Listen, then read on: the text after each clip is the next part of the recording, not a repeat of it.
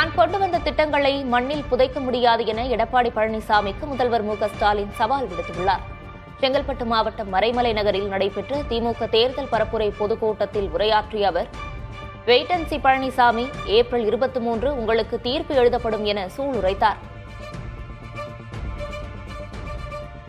இந்த ஸ்டாலினுக்கு மரணம் வரும், மண்ணில் புதைப்பார்கள். ஆனால் சவால் விட்டு சொல்றேன், இந்த ஸ்டாலின் கொண்டு வந்திருக்கக்கூடிய திட்டங்களை மண்ணிலே புதைக்கிற துணிச்சல் ஒருத்தருக்கு வராது. இந்த திட்டங்கள் இருக்கிற வரை இந்த ஸ்டாலின் தான் தமிழ்நாட்டை ஆள்வான். கூவத்தூர் ஆட்டத்தையே பொறுக்காத தமிழ்நாடு இப்போ பாஜக கூட சேர்ந்து போடுற ஆட்டத்தையா பொறுத்துக்கு போகுது? Wait and see Palanisamy, wait and see. April 23 உங்களுடைய கொட்டத்துக்கு வாயு கொழுப்புக்கு முடிவு கட்டுகிற ஜட்ஜ்மெண்ட்.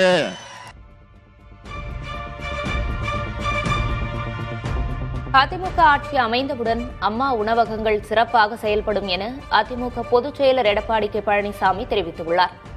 சென்னை திருவிகே நகர் வேட்பாளர் பொற்கொடி ஆம்ஸ்ட்ராங் மற்றும் எழும்பூர் வேட்பாளர் அபிஷேக் ரங்கசாமி ஆகியோரை ஆதரித்து பரப்புரையில் ஈடுபட்ட அவர், அதிமுக ஆட்சியில் அம்மா உணவகங்கள் முதல்வரின் நேரடி கட்டுப்பாட்டில் இயங்கும் என உறுதியளித்தார்.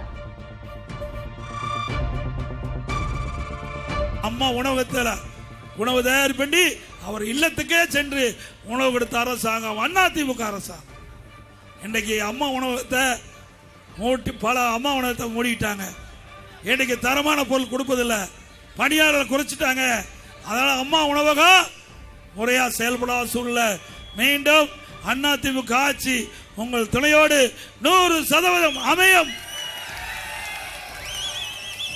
அதிமுக ஆட்சி அமைந்தவுடனே அம்மா உணவகம் சிறப்பாக செயல்படும்.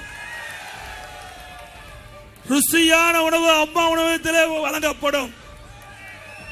அதிமுக ஆட்சி 100% வந்தவுடன் இந்த அம்மா உணவகம் முதலமைச்சருடைய நேரடி கட்டுப்பாட்டிலே இயங்கும்.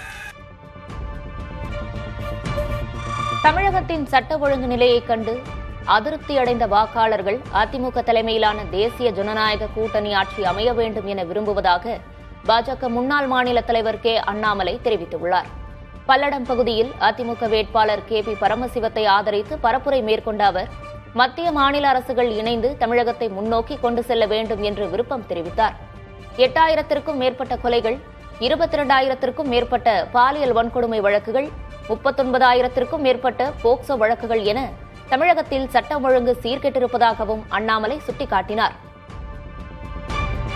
8008 கொலைகள், 2080 பாலியல் தாக்குதல்கள், 39,900 போக்சோ குற்றங்கள் கூட்டி கழிச்சு பாருங்க. தமிழகத்தில் ஒரு நாள் கூட, தமிழகத்தினுடைய எந்த ஒரு பகுதியும் கூட நிம்மதியாக இருந்தார்கள் என்பது சரித்திரம் கிடையாது. சென்னையில போனீங்கன்னா பேட்டை ரவுடிகளுடைய கொலை, ஆணவ படுகொலை. தென் தமிழகத்திற்கு போனீங்கன்னா ஜாதி வன்முறைகள், படுகொலைகள். கொங்கு பகுதிக்கு வந்தீங்கன்னா தோட்டத்து காட்டில வயதான தம்பதிகளை குறிவைத்து கொலைகள். அதே போல சாராயத்தை குடித்து விட்டு பொது இடத்துல யாராவது ஒருவர் தட்டி கேட்டாலும் கூட அவர்கள் மீது நடத்தப்பட்ட கொலைவெறி தாக்குதல்கள். இதையெல்லாம் பார்த்து பார்த்து சோர்ந்து போய் இந்த முறை நிச்சயமாக திராவிட முன்னேற்ற கழகத்தினுடைய ஆட்சி நமக்கு வேண்டாம். நமக்கு மறுபடியும் அனைத்து இந்திய அண்ணா திராவிட முன்னேற்ற கழகம் தலைமையிலான தேசிய ஜனநாயக கூட்டணி வரணும். 5 ஆண்டுகள் தமிழ்நாட்டை சுரண்டி கொழுத்த திமுகவை விரட்டுவோம் என பாமக தலைவர் அன்புமணி ராமதாஸ் பேசியுள்ளார். திருவண்ணாமலை மாவட்டம் ஆரணியில் அதிமுக வேட்பாளர் ஜெயசுதாவை ஆதரித்து பரப்புரையில் ஈடுபட்ட அவர், அமைச்சர் ஏவவேலுவை காட்டமாக விமர்சித்தார். திருவண்ணாமலை மாவட்டத்தில் ஒரு திருட்டு கும்பல் ஒன்று இருக்கு. இந்த திருட்டு கும்பலுக்கு தலைவன் உங்களுக்கு தெரியும் யாரு? அது நான் சொல்லணும்னு அவசியம் இல்லை, உங்களுக்கே தெரியுது. ஏவா வேலு திருடர்களுக்கு தலைவர். அதாவது இவர் எவ்வளவு பெரிய துரோகி தெரியுமா இந்த மாவட்டத்துக்கு? இவர் இந்த மாவட்டம் சொந்த மாவட்டம் கிடையாது. இவர் சொந்த மாவட்டம் கள்ளக்குறிச்சி. கள்ளக்குறிச்சியில பிறந்து தண்டம்பட்டுக்கு பொழப்பு தேடி வந்து எந்தெந்தோ கட்சி போனார், ஏடிஎம்கே போனார், அந்த போனார். அப்புறம் இன்னைக்கு திமுகவில் வந்து அமைச்சராகி இன்னைக்கு கொள்ளடிக்கிற கும்பலுக்கு இவர் தான் தலைவன். திருப்பரங்குன்றம் மலை மீது ஏறிச் செல்ல அனுமதி கோரிய பொதுநல வழக்கை தனிநபர் விளம்பரத்திற்காக தொடரப்பட்டதாக கூறி சென்னை உயர்நீதிமன்ற மதுரை அமர்வு தள்ளுபடி செய்தது. ஏற்கனவே இது தொடர்பான வழக்கு நிலுவையில் உள்ள நிலையில் மீண்டும் வழக்கு தொடர்ந்து இதனை அரசியலாக்குவதாக என நீதிபதிகள் கடும் கண்டனம் தெரிவித்தனர். மனுதாரருக்கு 50,000 ரூபாய் அபராதம் விதித்த நீதிமன்றம் இனி இத்தகைய வழக்குகளை தொடரமாட்டேன் என அவர் பிரமாண பத்திரம் தாக்கல் செய்தால் மட்டுமே அபராதம் ரத்து செய்யப்படும் என்றும் இல்லையெனில் தொகையை செலுத்த வேண்டும் என்றும் உத்தரவிட்டது.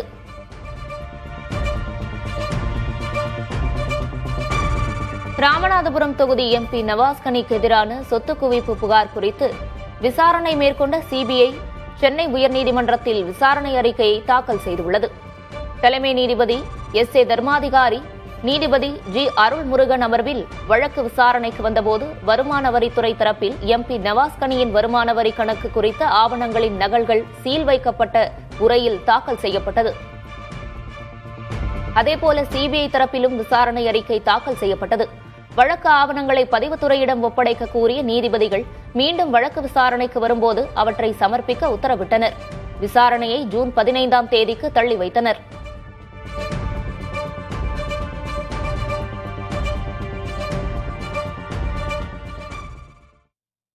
உண்மையான காங்கிரஸ் கட்சி தவேக பக்கம் உள்ளதாக அக்கட்சியின் தலைவர் விஜய் கூறியிருந்தார்.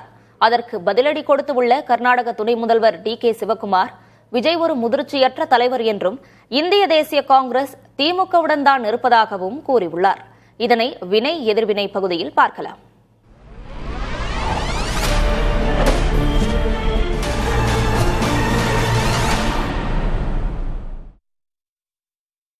சில பல கோடிகளை கொடுத்து நம்ம தமிழ்நாட்டு காங்கிரஸை பையில போட்டுக்கிட்டாங்க. யாரு?